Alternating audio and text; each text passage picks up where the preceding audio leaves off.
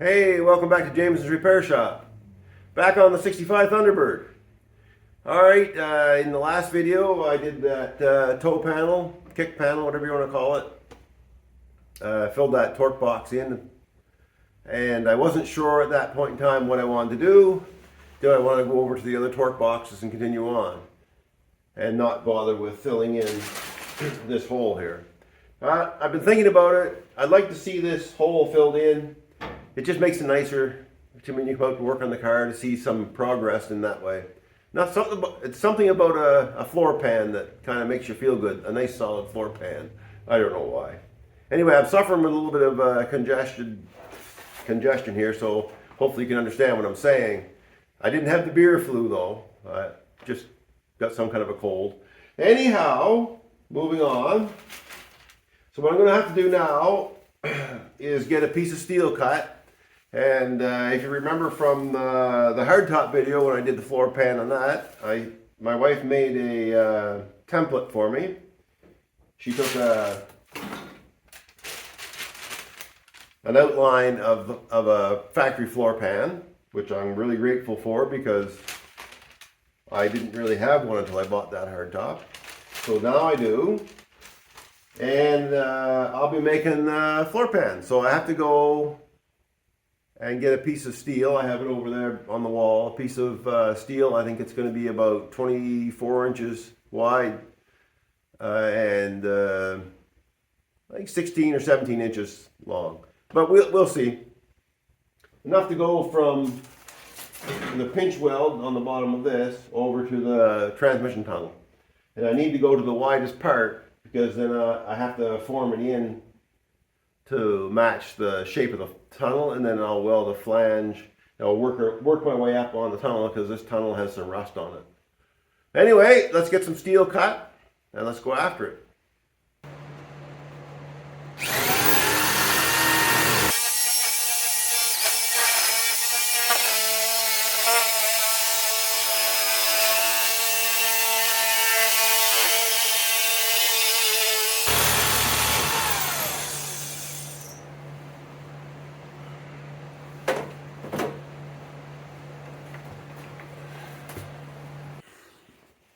Alright, I got a piece of steel dug out, got it cut off the sheet, and I'm going by the old records of this template.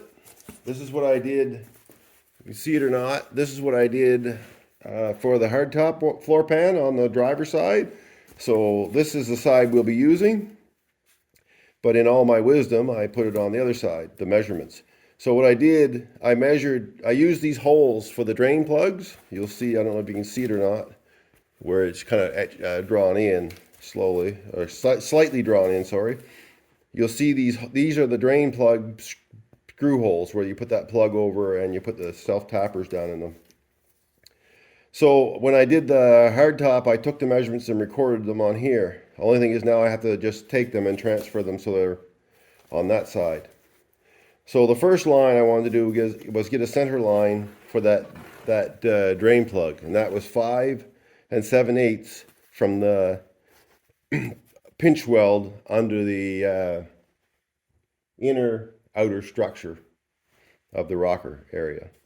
So that was 5 7/8. So I'm going to continue transferring these over, getting it all marked up, and I'll mark out where these holes are because I have measurements from the front, which is 9 3/4 of an inch from the front of where the torque box 14 gauge ends, with an 1/8 of an inch gap back to that screw hole. I mean, this is all rough because these cars weren't built to that tolerance, that close, but it's going to be pretty darn close. So back to that hole. And once I get this line and this line, I have a baseline. I have a way to go and reduplicate this.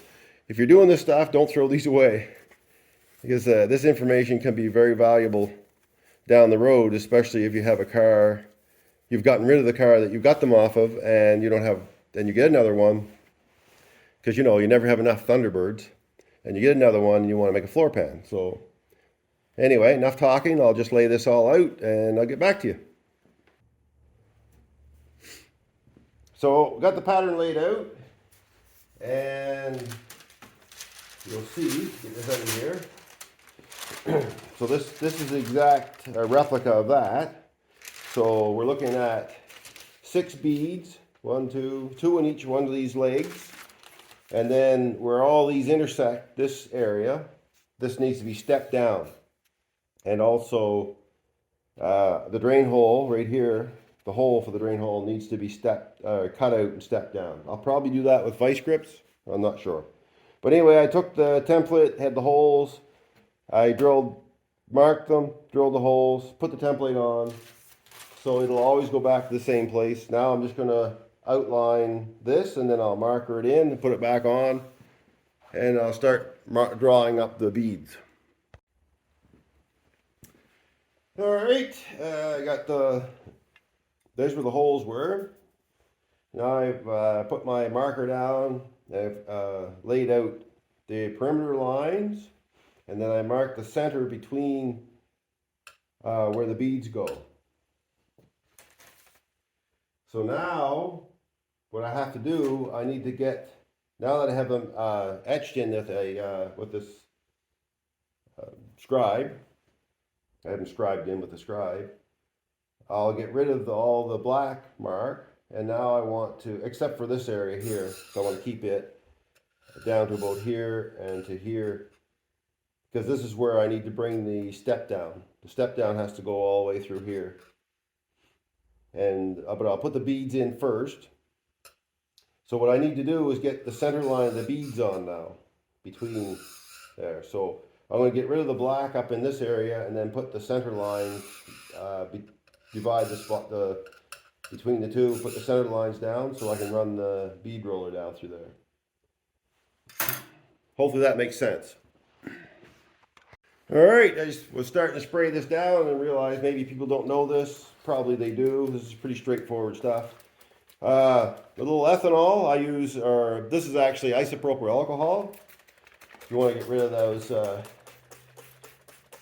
going to get rid of all of it. Start fresh. Get rid of that permanent marker. Takes it right off. Start fresh. There we go. I mean, that's not a big tip, but hey, there might be someone not know it. All right, we got her laid out. It's hard to see these lines, I know, but I marked, these are the center lines. These are the lines where I'm going to follow for the bead, right down the center of the bead roll. And then I cross them. They can't go into this area, these two. This one goes down to here, so I put a stop line that lines up with this part here. So all of this will be stepped, this whole area, right to the area, and over to here, and then the beads will come and they'll intersect the step. This is the step again too, and then beads. So that's what it is. So now, so I have it laid out. Now I have to measure the length of this, how much I need, and I'll cut it off, and I'm hoping I can get it all in the bead roller. Well, I'm probably going to have to readjust the beads, the bead roller dies some, but that's okay. It only takes a minute. Move them around. But that's the layout. I know it's hard to see, but we'll get at her now. I'll measure the length. And again, this is 9 and, what did I say? It was 9 7/8 back, or 9 3/4, whatever it is. I had it in there earlier in the video. So this is for the right-hand side of the car. The left-hand side would just be flipped right over. I cut it at 25 inches at the longest point at the transmission tunnel. So I went into the car and I measured out 25 inches. It actually comes to the longest point about 24 inches, just under 24 inches. But I want to try to, this will be shorter, so I want to scribe in the shape of the tunnel here on this. Hopefully you can see that. And then I left, it'll actually be over here or so, like that. And then I left enough that I want to form a lip upward. And then I can weld just a strip on to it if I need more metal because of the rusted area. So that's what the plan is. And I'll take you in the car and I'll show you what I'm talking about. So this is what I've been yabbering on about. So what I want to do is I'm going to take a line, I'll probably scribe it with this, flat against the frame rail.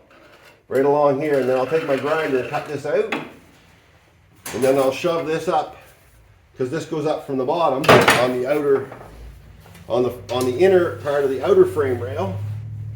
Goes up like this and in. So once I get that, once I get this rust cut out of there, I can slip this in. It's only going to go so far because there's a brace in there. So I may have to just set it sort of like this, and I think that's what I'm going to do. Square it with the bottom of the torque box, get it squared, and then I'll take a scribe tool and come out and scribe where I need it. So I think that's the plan, because I'm not going to be able to get that all the way in there because of that, unless I chip away at it some. But first I need to cut that.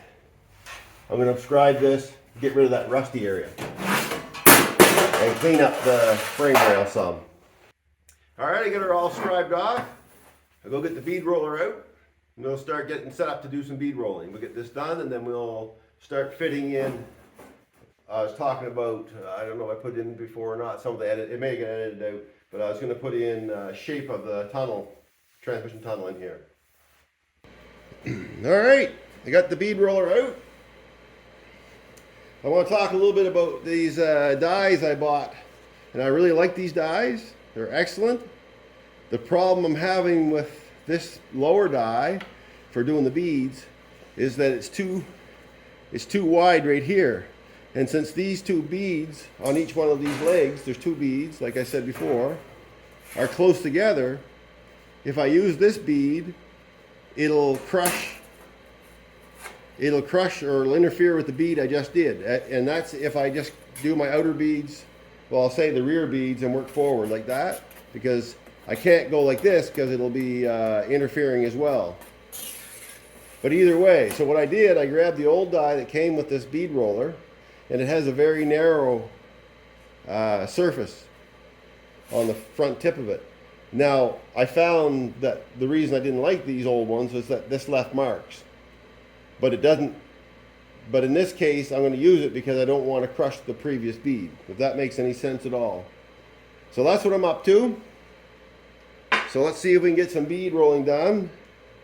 And if this thing starts rolling away on me, because I don't have it chalked and I have it on wheels now, we'll have to stop and chalk the wheels. So I'm going to bring it all the way back, pretty close. Now I have the center line, so I'm going to crank this down. So there, we're on top of the steel.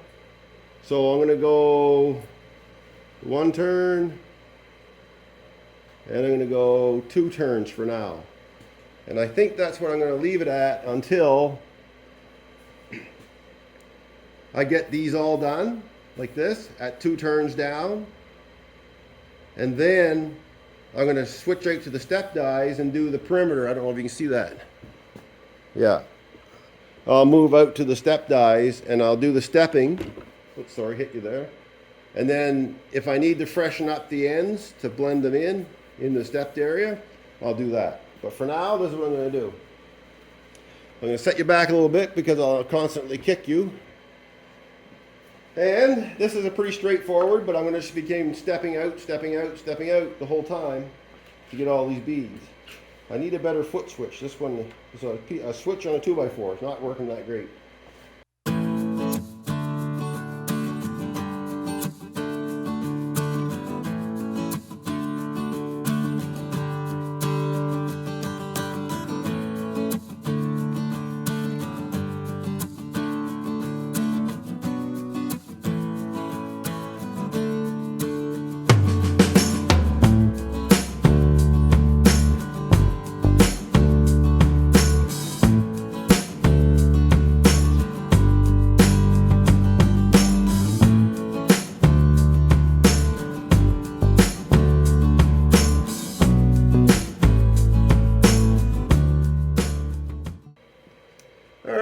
Set up, I flip the panel over and I re-etch the bottom so I can set my dies up so they push.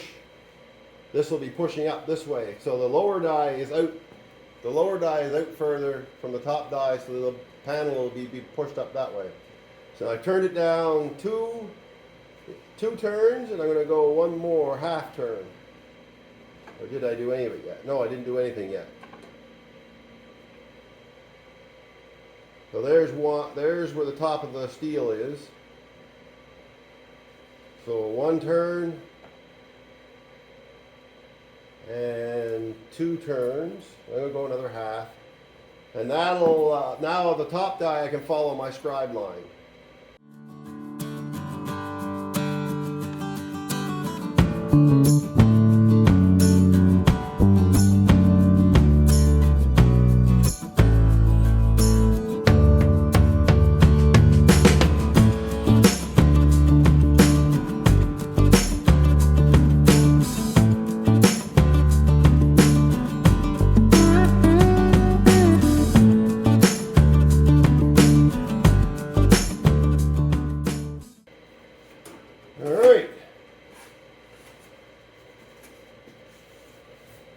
Now,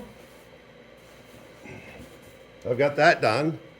I'm going to bring these out some. So I'm going to reset up and deepen them some. I'm going to deepen these and bring them out some, just to bring it down to level. This one especially is not where it needs to be. All right. I got her laid out pretty decent. It's not pretty, but I got to clean it up some yet. But I'm working on this hole, this drain hole. So you've heard me say I form them with vice grips. Well, just take a pair of vice grips, set your jaws to where it's clamping onto it nicely, start pulling around. All right, you can freshen the hole up if you want. I would pick a vise that was fastened down, but this one's not. Or not a vise, but an anvil rather. Now, I just usually if I want to freshen these up, I find a spot that it fits the neck of the horn of the anvil. And just go around it. All right, there she is. She's not my finest looking panel, that's for sure.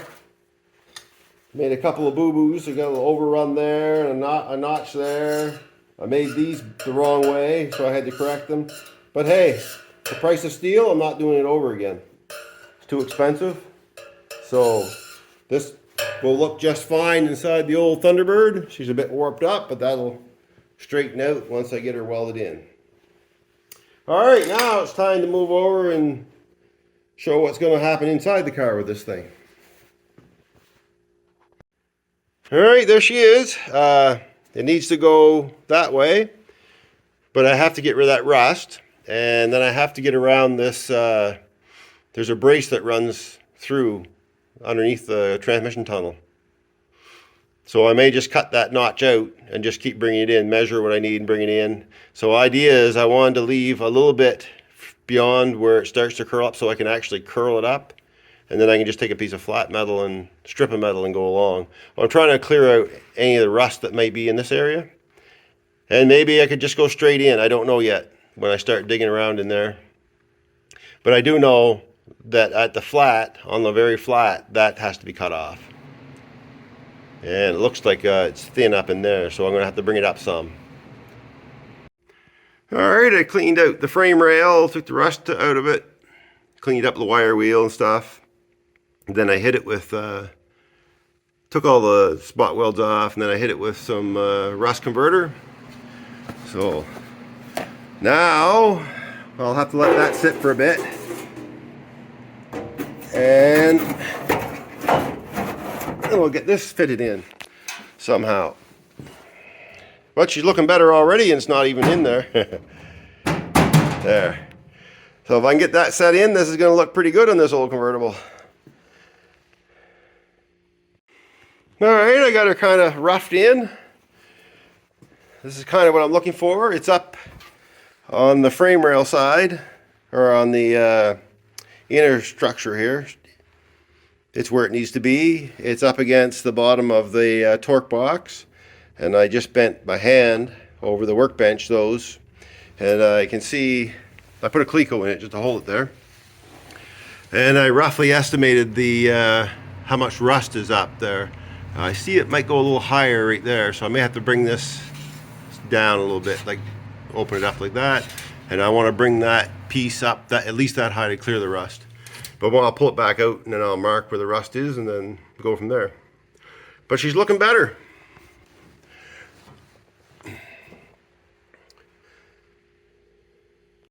Alright, I was just inside looking at some of the footage for this video.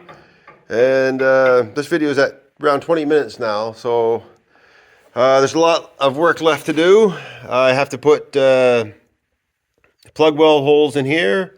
I have to get this fitted properly. I have to put plug weld holes in for the frame rail. And I have to put plug weld holes in for the inner structure to weld underneath. And then I have to get this down on the lower plate of the torque box. And there's some work in here to do. A little bit of rust that needs to be patched up. And then this part of the upper torque box cover here needs to be welded on. And then there'll have to be a little piece put in here and this welded up. And so with all that, there's probably another 20 minutes of video just to get that all done. But so it's going to be too long, so I'm going to call it quits on this video right here. We'll call this part 1 of the front right floor pan. And we'll see you in the next one. Thanks for watching.